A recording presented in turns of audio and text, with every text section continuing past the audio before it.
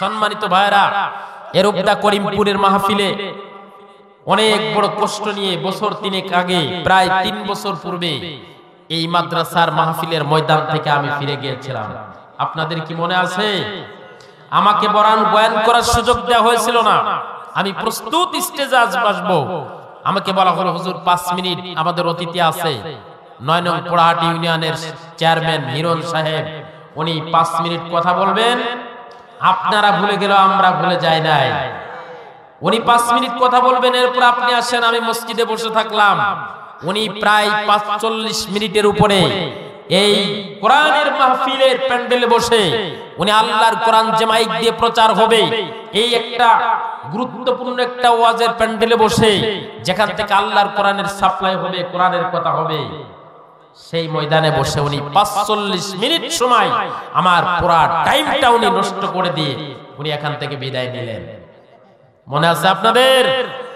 এরকম বাংলাদেশে শুধু হিরণ চেয়ারম্যান নয়, আজ থেকে 1500 বছর পূর্বে মানবতার মহান দূত, মুক্তির দেশারি, পৃথিবীর শ্রেষ্ঠ মডেল, শ্রেষ্ঠ আইকন, শ্রেষ্ঠ শাসক, বিশ্ব সভার সভাপতি হুজুর আকরাম নূরে মুজাসসাম, আল্লাহর সৃষ্টির প্রধান মেহমান আল্লাহর নবী সাল্লাল্লাহু আলাইহি ওয়াসাল্লামকে কাফেররা মুশরিকরা অনেক চক্রান্ত করে আল্লাহর কোরআনকে ঠেকানোর জন্য চেষ্টা করেছিল, ঠিক না বেটি? কিন্তু আল্লাহ পাক তো বলে দিয়েছেন, ইউরিদুনা লিইউতফিউ নূরাল্লাহি বিআফওয়াহিহিম ওয়াল্লাহু মুতিম্মু নূরিহি ওয়ালাউ কারিহাল কাফিরুন। নবী, আপনি চিন্তা করবেন না, কাফের আর মুশরিকরা তাদের মুখের ফুৎকার দিয়ে আল্লাহর কোরআনের বাণীকে ঠেকিয়ে দিতে চায়, আল্লাহর কোরআনের প্রজ্বলিত আগুনকে নিভিয়ে দিতে চায়, কিন্তু তাদের দ্বারা কখনো সম্ভব নয়। কারণ এই নূর এবং বরকত দিয়ে, দ্বীনের শ্রেষ্ঠত্ব দিয়ে আল্লাহ পাক রব্বুল আলামিন এই কোরআন নাজিল করেছে। জোরে বলুন আল্লাহু আকবার। এটা পৃথিবীতে চলবেই চলবে, ঠিক কি না? ওয়ালাউ কারিহাল কাফিরুন, যদিও এটা কাফেরদের কাছে খুবই অপছন্দের জিনিস। এই মাহফিলগুলা রাজনৈতিক যারা আমলিকির নেতৃবৃন্দ ছিল, এদের কাছে কি পছন্দ না অপছন্দ ছিল? জোরে বলেন আমার ভাইরা।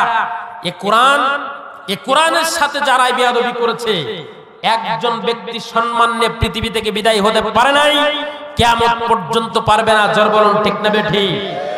আপনারা যদি আওয়াজ না দেন, আমি চিন্তা করব যে আপনারা রাগ করতেছেন, আমি টক করে ছেড়ে দিব। বয়ান আজকে হবে ইনশাআল্লাহ, সময় যা থাক আর না থাক। রাজি আছেন তো ইনশাআল্লাহ? আমার ভাইরা, এই কোরআন ঠেকানোর জন্য, শুধু কোরআন ঠেকানোর জন্য নয়, কোরআনের পূর্বে যারা দ্বীনের দাওয়াত দিত, মুসা আলাইহিস সালাতু ওয়াস সালামকে আল্লাহ রাব্বুল আলামিন বললেন, ইযহাব ইলা ফিরআউনা ইন্নাহু তাগা। আল্লাহ নবীকে বলছেন, নবী হে, আপনি পূর্বের দিকে তাকিয়ে দেখেন, ইযহাব ইলা ফিরআউনা ইন্নাহু তাগা। तमाम সকল জায়গায় চতুর্দিকে ফিরাউনের দলবল, তার মাঝে আমি মুসাকে বলেছিলাম, ফিরাউনের দরবারে যাও, রাজ দরবারে যাও, আমি আল্লাহর দ্বীনের দাওয়াত দেওয়ার জন্য। ফিরাউন কি ব্যবহার করেছিল আমাদের সাথে, এগুলো আমাদের মনে আছে না নাই? ইনশাআল্লাহ বলবো, সবই বলবো। তো মুসা আলাইহিস সালাতু ওয়াস সালামকে যিনি বাধা দিয়েছিলেন, পৃথিবীর সবথেকে নিকৃষ্ট এই ফিরাউন মুসা আলাইহিস সালাতু ওয়াস সালামকে তাড়া করে নীল নদে যে ঘিরে নিয়েছিল, চিন্তা করলো আজকে ধরে ফেলেছি। আল্লাহ পাক রব্বুল আলামিন সেদিন বলেছিল, না, কখনো নাই মুসা, ঈমানদারের সাথে আল্লাহ থাকে, আপনার সাথে আমি আছি, চিন্তার কোনো কারণ নাই। পৃথিবীর ইতিহাসে একটি মাত্র রাস্তা নীল নদ দিয়ে বাইরে ভেসে উঠেছিল, 12টি রাস্তা, সে রাস্তা দিয়ে মুসা আলাইহিস সালাতু ওয়াস সালাম পার হয়ে গিয়েছিল, ঠিক না বেঠিক? মুসা আলাইহিস সালাতু ওয়াস সালাম পার হওয়ার সাথে সাথে রাস্তা আবার ডুবে গিয়েছিল। এজন্য ফিরাউনকে আল্লাহ পাক রব্বুল আলামিন বলছেন, যে ফিরাউন আমার কালেমার দাওয়াত ঠেকানোর চেষ্টা করেছে, সাগরে ডুবন্ত অবস্থায়, পুকুরে ডুবন্ত অবস্থায়, বলেন তো মারা যায় কারা? ছোট বাচ্চা না বড় মানুষ? ডুবে মারা যায় ছোট বাচ্চারা। কিন্তু ফিরাউনকে আল্লাহ পাক রব্বুল আলামিন ডুবাই ডুবাই মারলেন বাচ্চাদের মতো। কোরআনের বিরোধিতা যারা করে, আল্লাহর দ্বীনের বিরোধিতা যারা করে, তাদেরকে লাঞ্ছিত, অপমানিত করে আল্লাহ পাক পৃথিবী থেকে বিদায় করে দেন। জোরে বলুন ঠিক না বেঠিক? যে কারণে ফিরাউনকে আল্লাহ পাক রব্বুল আলামিন নীল নদের ভিতরে চুবিয়ে চুবিয়ে ডুবিয়ে ডুবিয়ে মেরেছিল। নমরুদ আল্লাহর কাছে গাদ্দারি করেছিল, সে নমরুদকে আল্লাহ পাক রব্বুল আলামিন জুতা পিটা করে করে পৃথিবী থেকে বিদায় করে দিয়েছিল। আজ জাতি তাদের জাতির উপরে জুলুম নির্যাতন চালিয়েছিল, তাদেরকে আল্লাহ পাক ধ্বংস করে দিয়েছিল। কারণ জুলুম নির্যাতন করেছিল, ধ্বংস করে দিয়েছিল। এরকম ভাবে যত মানুষ জুলুম করেছে, আল্লাহর নবীর সাথে আবু জেহেল, হামান, আল্লাহর নবীর সাথে আবু জেহেল, উতবা, সাইবা, এরা যেমন জুলুম করেছিল, জুলুম করার কারণে ইসলামের 624 খ্রিস্টাব্দের রমজান মাসে 17 রমজান ইসলামের প্রথম যুদ্ধ 313 জন মুজাহিদ নিয়ে আল্লাহর নবী যখন বদরের প্রান্তে যান, প্রথম যুদ্ধে কাফেরদের সবথেকে বড় সর্দার আবু জেহেলকে ছোট্ট দুইটা বাচ্চা কুপত কাজ করে দিয়েছিল, ঠিক না বেটে? আমার ভাইরা, সেই আবু জেহেল, ফিরাউনের দলবল আজকে মনে হয় নাই পৃথিবীতে আছে। আমার ভাইরা, শিক্ষা নিতে হবে। এই 9 নং পুরাহাটি ইউনিয়নের তামাম বাংলাদেশে আমি কথা বলেছি, কিন্তু আপনাদের এখানে কোরআনের কথা বলতে পারি নাই। আজকে তুমি হিরণ চেয়ারম্যান কোথায়? আজকে কোথায়? সেদিন কোরআনের ময়দানগুলি তোমরা এমন ভাবে দখল করেছিলে, এ জাতি ভুলে যায় নাই, ঠিক না বেঠে? মানুষ মারা যাওয়ার পরে তার ক্ষমা করে দেয়া হলো মহত্বের কাজ, মানুষের একটা উত্তম চরিত্রের একটা প্রমাণ। কিন্তু মানুষ কতটুকু রাগান্বিত হলে, কষ্ট পেলে সে মানুষকে ইন্তেকালের পরে ঝিনাইদহ জেলা শহরের মধ্যে পায়রা চত্বরে তাকে ঝুলিয়ে মৃত্যুর পরে তাকে জুতা পিটা করেছে, ঠিক না বেঠে? এই জন্য আমি তার উপরে হিংসা নয়, আমি এটা বলতে চাই, সমস্ত কাফের মুশরিকদের অনুসারীরা যারা আল্লাহর কোরআনের বিরুদ্ধে অবস্থান নাও, প্রত্যেকে সাবধান হয়ে যাও। কারণ আল্লাহর কোরআন জমিনটা কার? জোরে বলেন, জমিন কার? ইনিল হুকমু ইল্লা লিল্লাহ। জমিনটা হলো আল্লাহর, হুকুম চলবে যার, তিনি কে? জোরে বলেন, তিনি কে? এই জন্য যত কাফের মুশরিকরা যত চিন্তাই করুক না কেন, আল্লাহ বলছেন কাফেররা চিন্তা করে, পরামর্শ করে দারুন নদয় বসে, হাবিব আপনি চিন্তা করবেন না, আমি আল্লাহ পাক রব্বুল আলামিন আমি আপনার নিয়ে পরিকল্পনা করি আরশ আজিমের উপরে বসে। সুবহানাল্লাহ। আমার ভাইয়েরা, বাংলাদেশে কিছু উলামায়ে কিরাম তেল তেলে ওয়াজ করে চলে যায়। আমলি কিরাম হলেও সম্মান, বিএনপির আমলেও সম্মান আছে না নাই? আছে না নাই? হিরণ সিয়ার মতো হিরণ সিউ সম্মান দেয়, মিন্টু সম্মান দেয়, যে দল আসে তারা সম্মান দেয়। আর এক শ্রেণীর উলামায়ে কিরাম তারা কথা বলতে গেলে মাইক্রোফোন কেড়ে নেয়, অস্ত্র ঠেকায়, তারপরে তাদেরকে লাঞ্ছিত অপমানিত করে মামলার পর মামলা দিয়ে দিয়ে তাদের পরিবার পর্যন্ত ধ্বংস করে দিয়েছে, ঠিক না বেঠি? আমরা এই কথাগুলি বলবো না?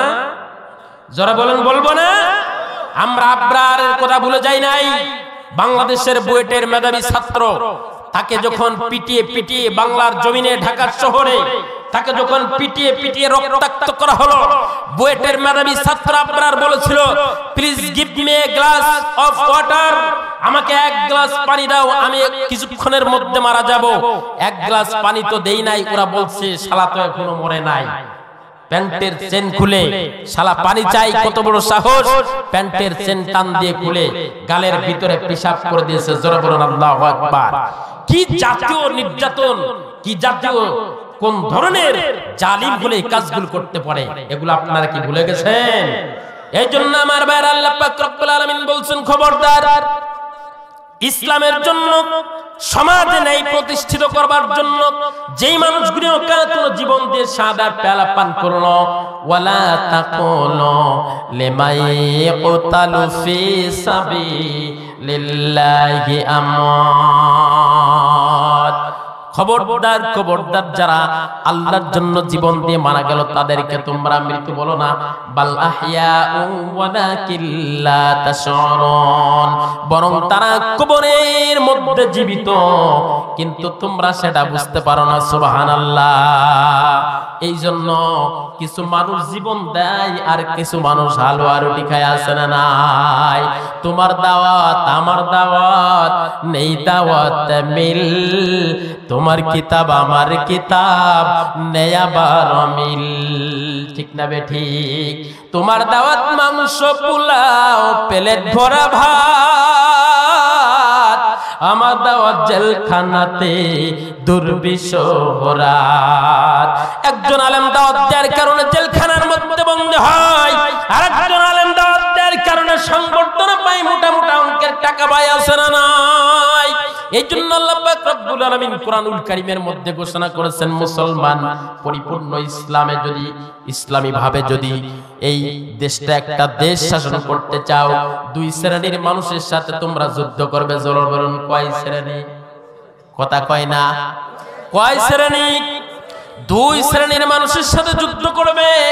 ইয়া আইয়ুহান নাবিয়্যু জাহিদিল কুফফারা ওয়াল মুনাফিকিনা ওয়াগলুজ আলাইহিম ওয়া মাআওয়াহুম জাহান্নাম ওয়া বিইসাল মাসীর।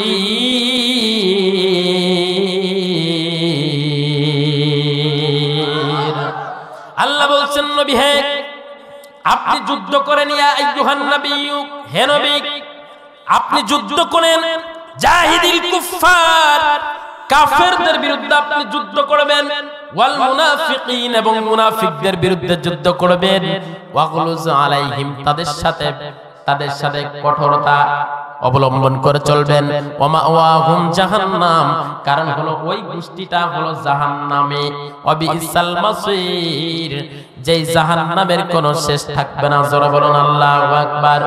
আমার ভাইরা ঈমানদারদের জন্য আল্লাহ পাক রব্বুল আলামিন তারপরে কি বলেছেন? বাল আহয়া ওয়ালাকিন লা তাশউরুন।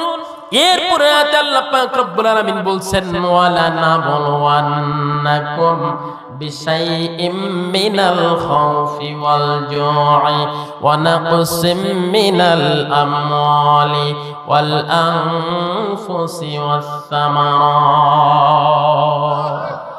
এ জোরে বলেন আল্লাহু আকবার। আল্লাহ বলছেন ঈমানদাররা পাঁচটি বিষয় তোমাদের পরীক্ষা নেওয়া হবে। কয়টি বিষয়? প্রাইমারিতে কোনো ছাত্র যদি ভর্তি হয় ক্লাস 1 এ তাকে কয়টি বিষয় পরীক্ষা হয়? 3টা। এরপরে যখন ক্লাস 3 তে উঠবে তখন বই হয়ে যায় 6টা।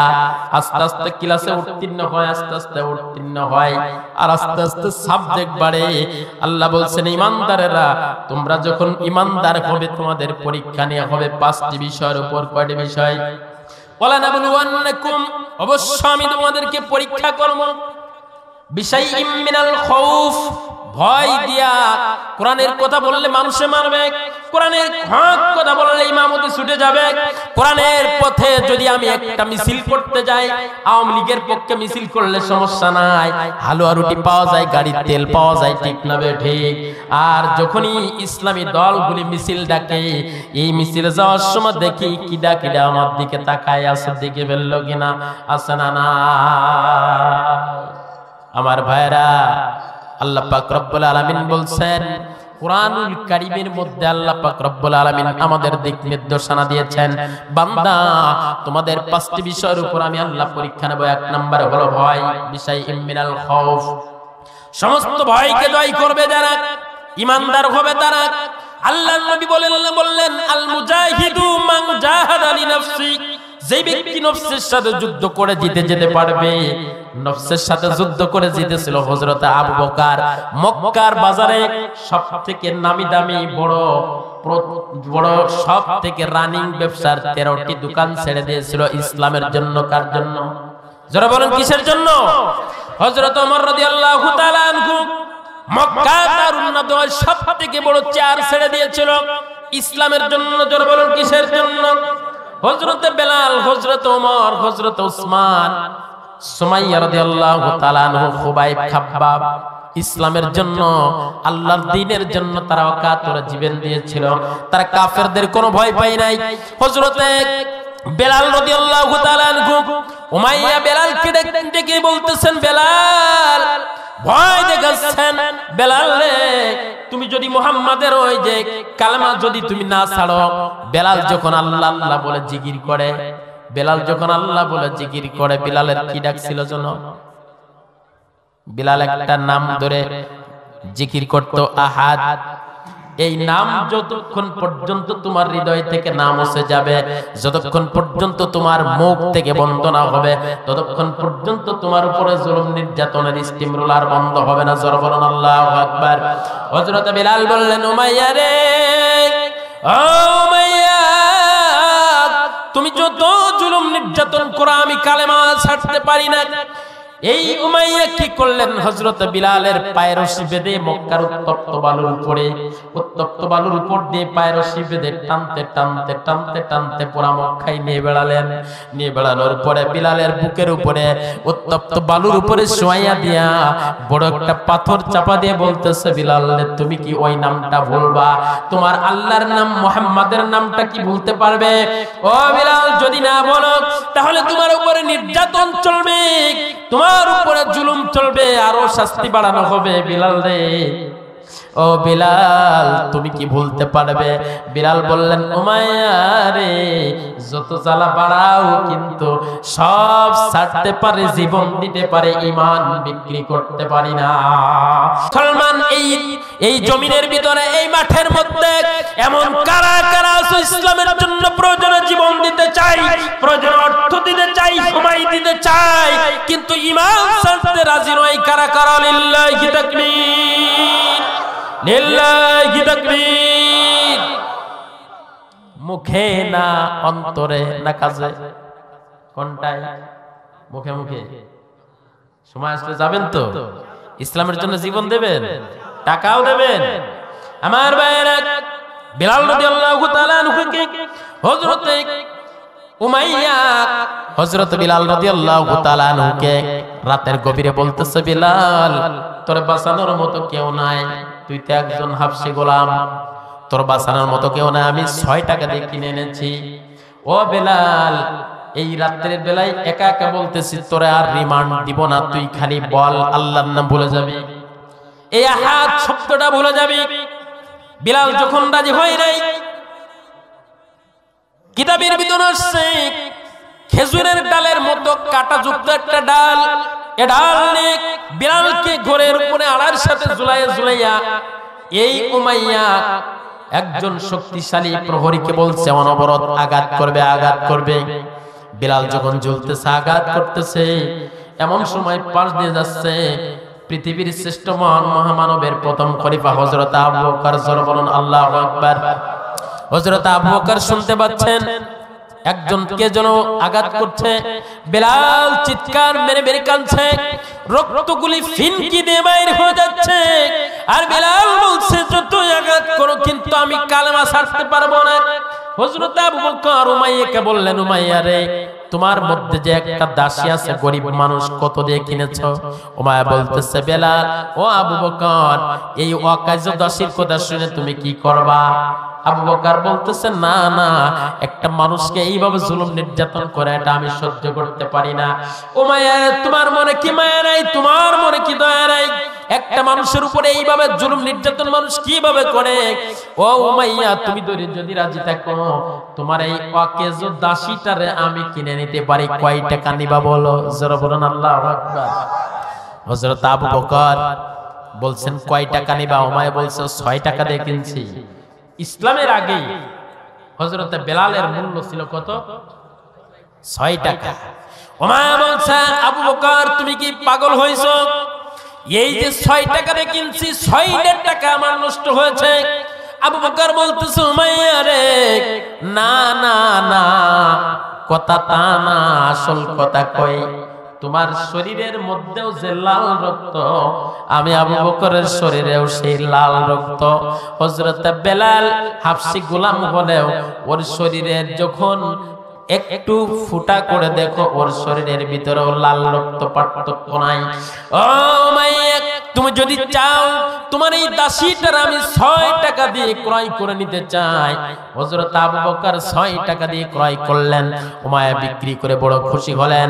6 টাকা দিয়ে ক্রয় করার সঙ্গে সঙ্গে হযরত আবু বকর বিলালকে ক্রয় করে নিয়ে এসে ওপেন করে দিলেন, আজাদ করে দিলেন। জোরে বলুন আল্লাহু আকবার। আমার ভাইয়েরা, এই বিলাল হাবশী গোলাম, মাত্র 6 টাকার বিলাল। এই বিলাল ইসলাম গ্রহণ করার কারণে বাইতুল মালের অর্থমন্ত্রী হয়েছিলেন। যারা বলেন আল্লাহু আকবার।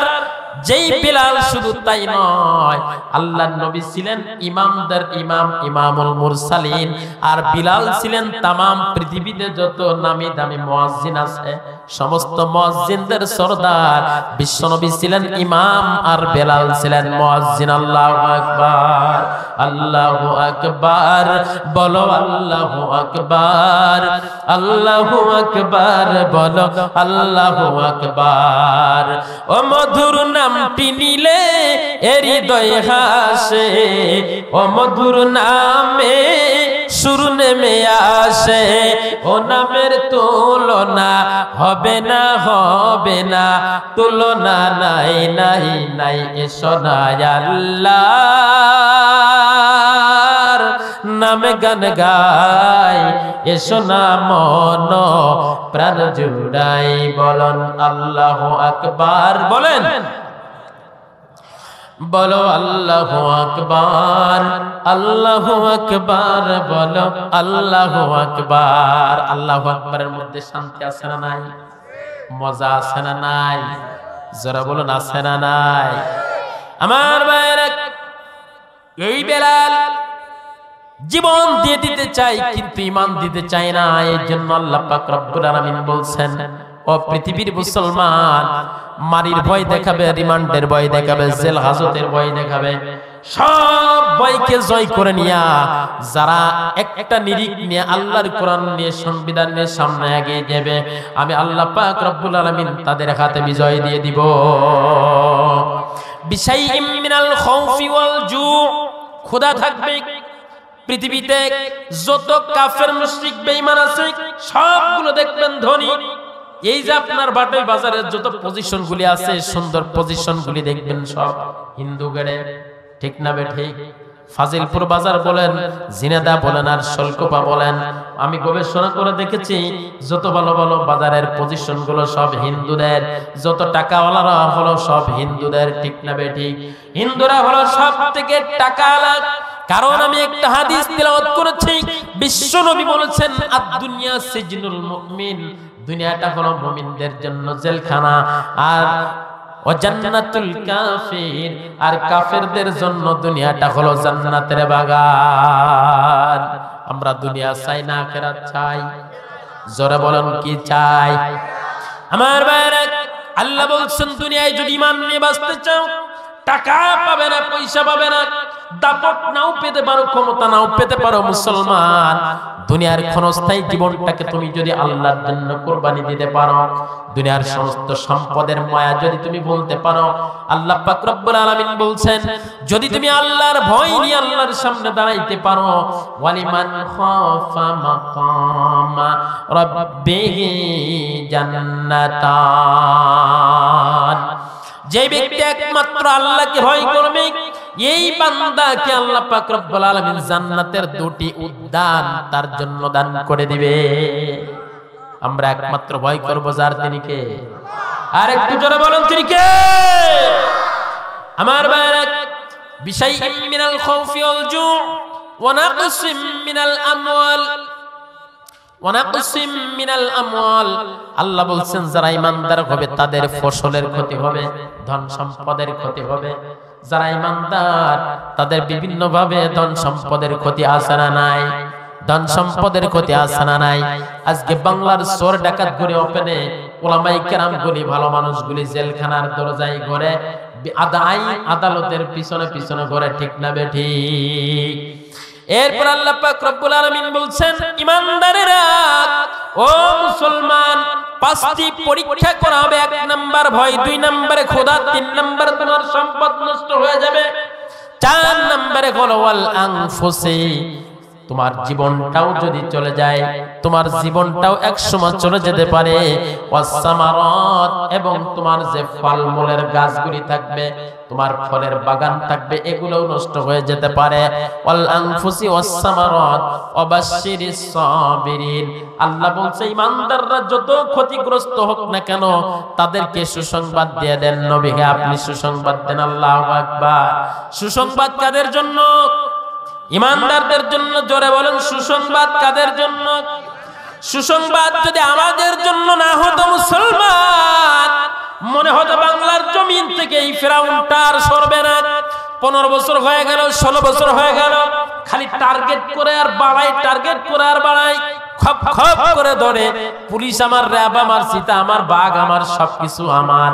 আল্লাহ বলছেন যখনই তোর পাপের সার পুড়ে যাবে তখনই আমি আল্লাহর ধরা বড় শক্ত ধরা। 5ই আগস্টে 15ই আগস্ট আর আসতে পারল না মুসলমান, আল্লাহ ধরে দিলেন। এই জন্য লক্ষণ সেনের মতো বাংলার শেখ হাসিনা ঘরের দরজার পিছন দিয়ে পালাতে বাধ্য হয়েছে। এই জন্য মুসলমানদের বিজয় চিনি দেন তিনি কে? জোরে বলুন তিনি কে? আজ থেকে 1500 বছর পূর্বে মুসলমান আল্লাহর নবীকেও কাফেররা 3টা কথা বলেছিল।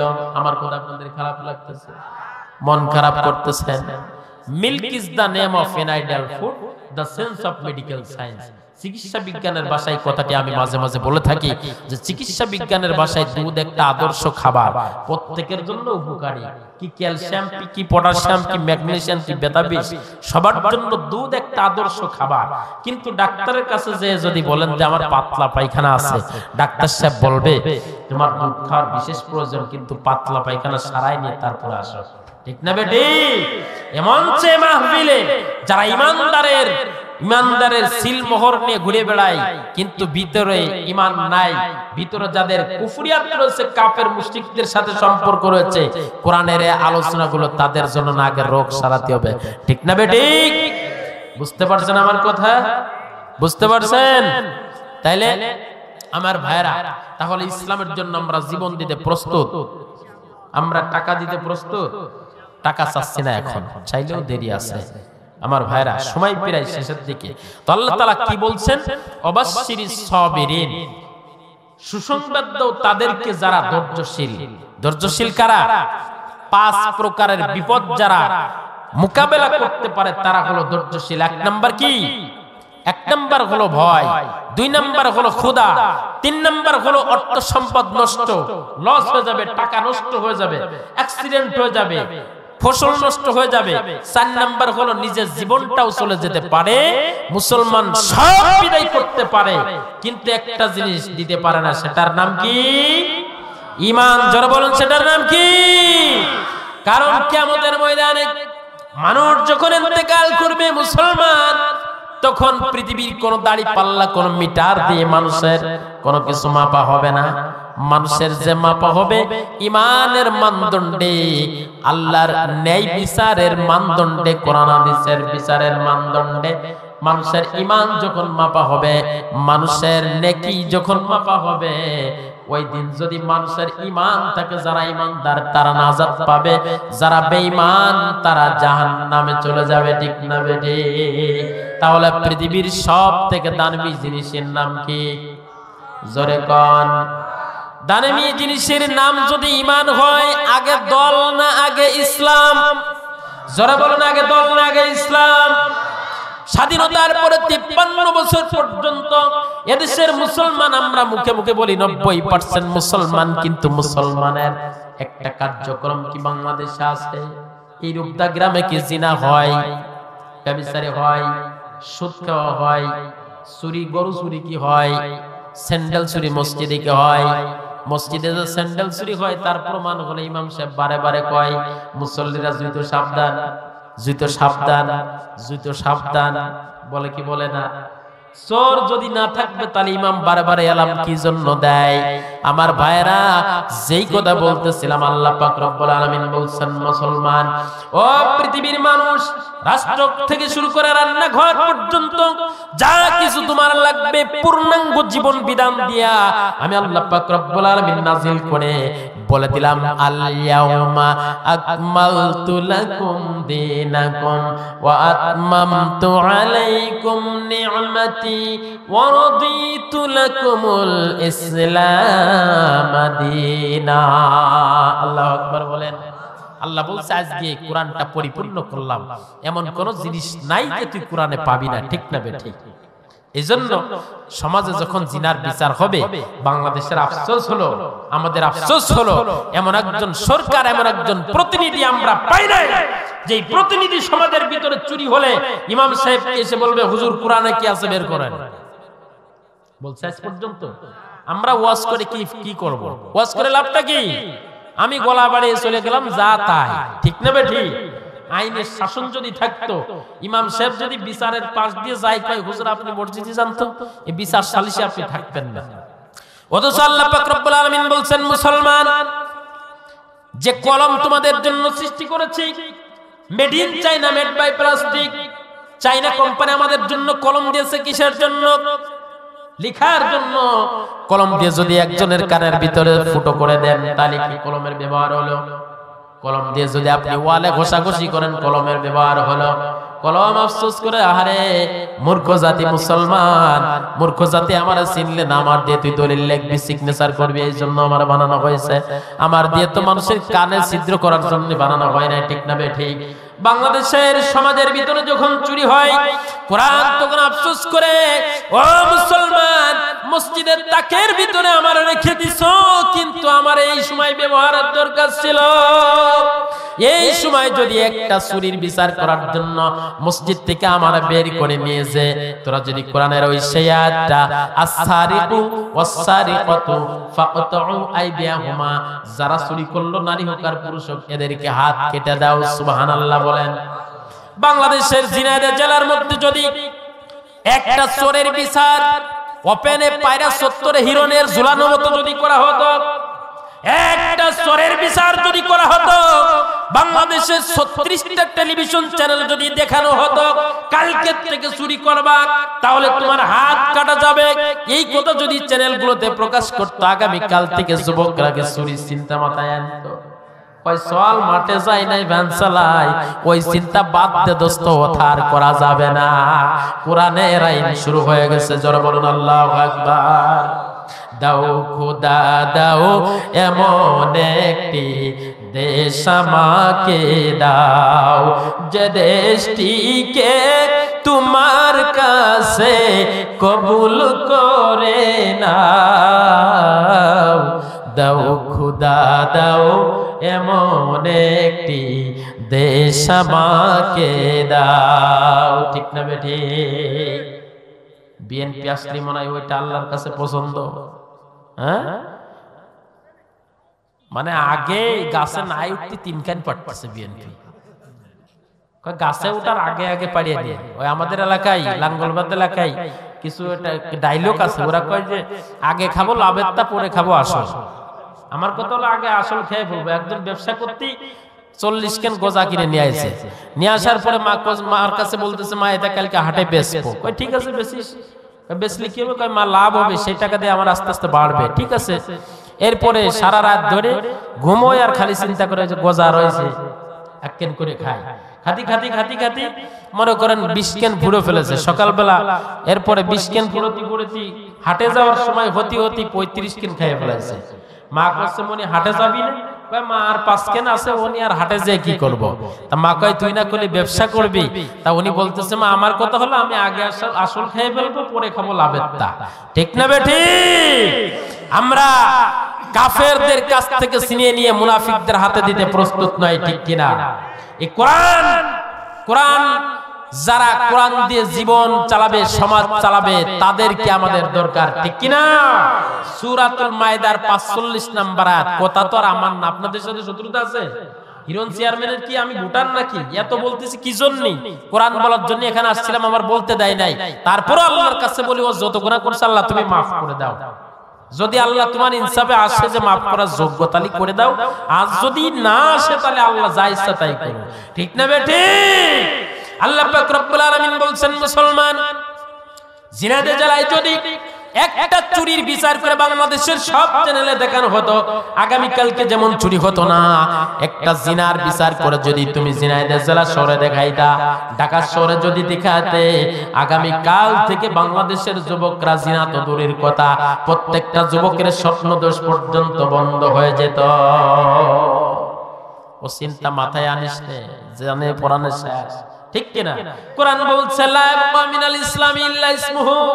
বিশ্বনবী বলছেন কিয়ামতের পূর্বে মুসলমান ও আমার সাহাবায়ে কেরাম, আমার দুঃখের কথা শুনে রাখো, কিয়ামতের আগে এমন অবস্থা হবে, লা ইয়াবকা মিনাল ইসলামি ইল্লা ইসমুহু, ইসলাম থাকবে নাম মাত্র, ইসলামের কোনো কাম থাকবে না। ওয়ালা ইয়াবকা মিনাল কুরআন ইল্লা রুসমুহু, কোরআন থাকবে কিন্তু কোরআনের শাসন থাকবে না। ঠিক না বেটি? আমার ভাইরা, আল্লাহর কোরআন বলছে ওয়ামান লাম ইয়াহকুম বিমা আনজালাল্লাহু ফাউলাইকা হুমুল কাফিরুন। আল্লাহু আকবার। সূরা মায়েদার ৪৫ নম্বর আয়াত আল্লাহ বলছেন, যারা কোরআন দিয়ে শাসন না করে এই চেয়ারে বসে থাকে, তোমাদের নজরে যদিও ইমানদার তাহাজ্জুদ পড়া মানুষ দেখতে পাও, আমি আল্লাহ বললাম ওই ব্যক্তিটা হলো কাফেরদের সর্দার। এক আয়াত পরে আবার সূরা মায়েদার ৪৭ নম্বর আয়াত আল্লাহ তাআলা বলছেন ওয়ামান লাম ইয়াহকুম বিমা আনজালাল্লাহু ফাউলাইকা হুমুল ফাসিকুন। ও ইমানদারেরা, কোন চেয়ারম্যান যদি কোরআন দিয়ে ইউনিয়ন না চালায়, কোন মেম্বার যদি কোরআন দিয়ে ওয়ার্ড না চালায়, কোন সরকার যদি কোরআন দিয়ে দেশ শাসন না করে, তাহলে জেনে রাখো যত ভালোই হোক না কেন, তাহাজ্জুদ পড়ুক আর যা পড়ুক আর যাই কোক, কি সুখীর কথা কই যে আমি বেদন সন্তান হারানো, স্বজন হারানো ব্যথা আমার চেয়ে বেশি আর কেউ বোঝে না। ঠিক না বে ঠিক? আমি সব হারাইছি ৭১ সালে, আমার মতো দুঃখী আর কেউ নাই, এই কথা কয় আর বাংলার জমিনে বাংলাদেশের মানুষের ট্যাক্সের টাকায় কিনা গুলি দিয়া বাংলার যুবক, টকবকে যুবক আবু সাইদের বুকের উপরে গুলি করে। এই স্বজন হারানোর কথা কয়, নাকে কান্দে, আর আমার বাংলাদেশের মুগ্ধর বুকের মধ্যে গুলি করে। ঠিক না বে ঠিক? এই জন্য আমার ভাইয়েরা, আল্লাহর কোরআন যেন মাঠে ময়দানে মসজিদে ইমামরা গলা ফুলে বলতে পারে, জবান ছেড়ে বলতে পারে, এমন সরকার আমাদের আল্লাহ যেন তৈরি করে দেয়। কোন আমিন। আর জোরে বলুন আমিন। পাকিস্তানের এক কামলিওয়ালা আসছিল আমাদের বাংলাদেশে ৭১ সালের পরে, স্বাধীন হয়েছে যাই কিছু, ওই যে বেঁচে আসে আপনার যে নাটোরের কাঁচাগোল্লা, তো নাটোরের কাঁচাগোল্লা নিয়ে বাংলাদেশে বেচতে আসছে পাকিস্তানের এক কামলিওয়ালা, কাবলি সেট পড়ে। এবার এসে কাঁচাগোল্লা বেচতেছে না, উনি কাঁচাগোল্লা খাইতে আসছে, উনি কুমা একেবারে নষ্ট কিছু কাঁচাগোল্লা কিনে ২০ টাকা দিয়ে কিনেছে, ৫০ টাকার কাঁচাগোল্লা কমে পাইছে। এইবার কাঁচাগোল্লা কিনে গালের ভিতরে যখন দেশে চাবন মারেছে, ওর ভিতরে ছিল পোকা, ক্যাচ করে উঠেছে। তা উনি বলতেছে, শোনো, পাকিস্তানের এসে বাংলাদেশে এসে কাঁচাগোল্লা কিনেছি ২০ টাকা দিয়ে, তুমি ক্যাচ করো আর প্যাচ করো, তোমার আজকে ছাড়া হবে না। তো মাহফিল দিয়েছেন বছরে একবার, আইসি রাত একটু হলি সমস্যা কি? নিয়ম তো আগেই শেষ হয়ে গেছে, নিয়মের খাতা সিরিয়াল তো আগেই শেষ। বক্তা ছাড়া স্থানীয়রা যখন ৯:৩০ পর্যন্ত কথা বলে, তখন কি আর নিয়ম আছে? কোরআনের কথা একজন বললেই ভালো, কিন্তু পোস্টারে যে আমার নাম দেয়া, তাহলে আমি কব না, সময় মতো কব না আমি তোমার। আর কিছু বলতে চাচ্ছি না, আল্লাহ আমাদের বোঝার তৌফিক দান করুন। কোন আমিন। আমার ভাইরা, তাহলে আল্লাহ পাক রব্বুল আলামিন কি বলছেন? মুমিনদের জন্য, যারা ইমানদার হতে চায়, জান্নাতি হতে চায়, আমি আল্লাহর কাছে প্রিয় বান্দা হতে চাই, সাহাবাই কেরামের মতো ঈমান আনতে হবে। কাদের মতো? সাহাবাই কেরাম। তারা কেমন ছিল কন্ত? মাটির মানুষ ছিল না, কথা কইতো না। হ্যাঁ, মনে করেন যে গার উপর দিয়ে বাস গাড়ি চলে গেল, কথা কইতো না, এরকম ছিল সাহাবাই কেরাম, তাই না? হ্যাঁ, আল্লাহ পাক রব্বুল আলামিন বলছেন মুহাম্মাদুর রাসূলুল্লাহ ওয়াল্লাযীনা মাআহু আশিদ্দাউ আলাল কুফফার রুহামাউ বাইনাহুম।